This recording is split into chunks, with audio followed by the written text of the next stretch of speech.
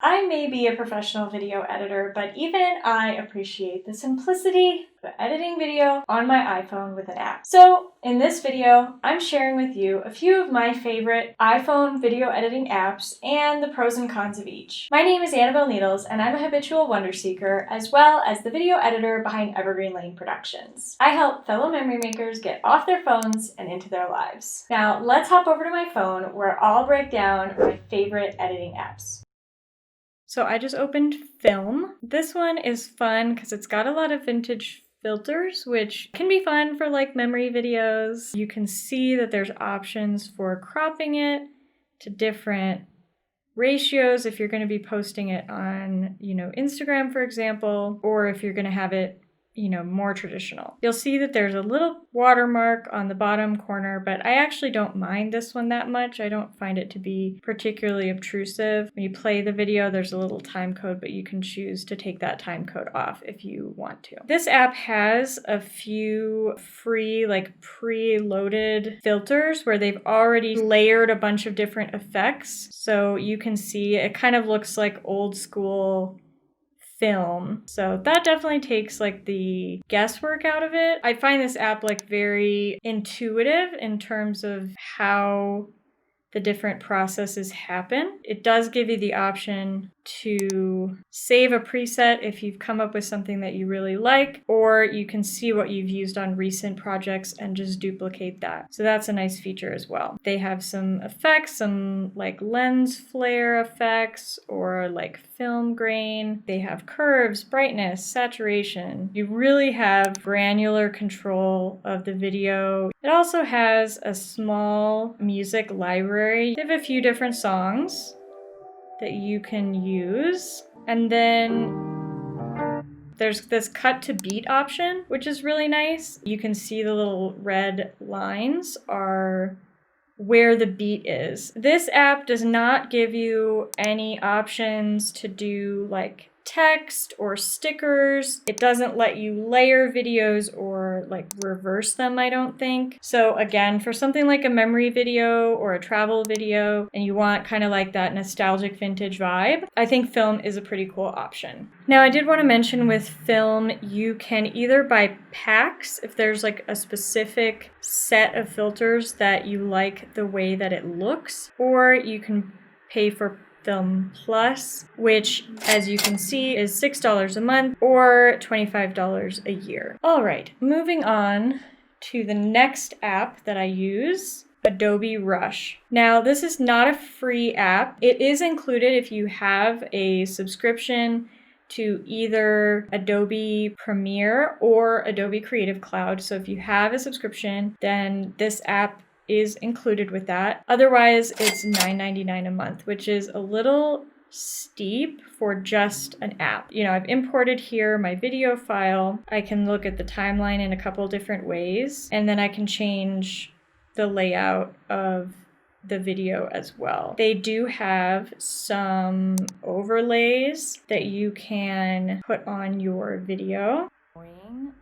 Everything wonderful. So you can kind of decide what kind of title you want. They have a bunch of different options. And then once you choose, you can actually go in and tweak everything that you want. Now you have access to all the Adobe fonts and lots of granular detail, which can be nice. It's got more of the text options and more of the kind of traditional video controls that you would expect to have on a computer. And so that makes it a great option for editing on your phone, especially if you already use the Adobe tools. Rush kind of just fits right in to everything that you're already doing and is going to feel pretty similar to other Adobe products. Next, we're going to talk about iMovie.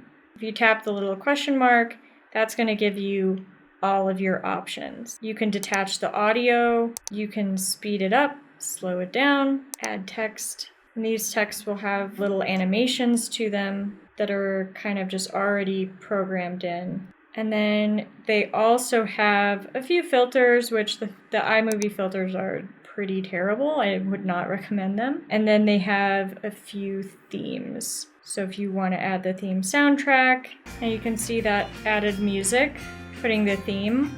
So now it adds the little travel themed title. Even though iMovie is free on the iPhone, I don't really feel like it has enough features and usability to really be meaningful. I know a lot of people like it and have access to it, so I included it here. But again, I really feel like it doesn't give me the kind of control that I want. Not my personal cup of tea. Now, the fourth app that we're going to talk about today is InShot. InShot is free if you want to export with a watermark, or you can pay like $4 a month or $15 a year to use like all the features, be able to export without watermarks and all of that, which I think is generally a great deal. Now, what I like about InShot, as you can see, it defaulted to a square and it created this like blur background. I like that it has the icon for which platform the video is best as. There's plenty of options. They have a music library where they even have like some sound effects, and then they've got some music tracks that you can add.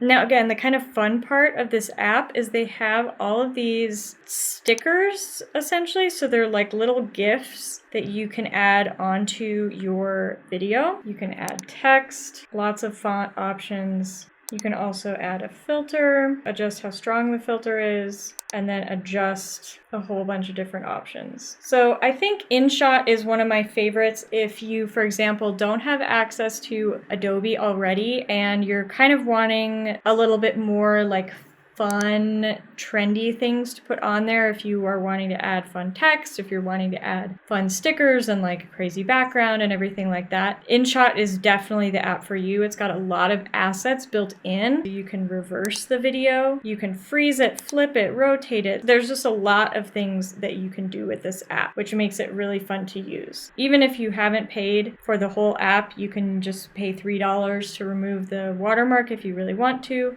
or they give you the option of doing it once for free. My favorite recommendation is this InShot app. I think it gives you a lot of control and flexibility for a very reasonable price. And then my second favorite is this Adobe Rush. This is, I will say, the one that I use personally the most often because it's free for me. I already pay for Premiere because that's what I use to edit professionally on my computer. So that makes it really easy and accessible to use. And I don't end up, generally speaking, putting a lot of backgrounds or stickers or anything on my videos anyway. Let me know down in the comments which one you're going to be downloading to use to edit your next video. I'm going to be filming a whole video pretty soon that's showing my step-by-step process of how I actually edit the video on my phone and each step that I take. So if there's a particular app that you'd like to see in that breakdown, make sure you leave a comment and let me know. I've also linked below to my free guide to better video with your iPhone. I walk through things like audio,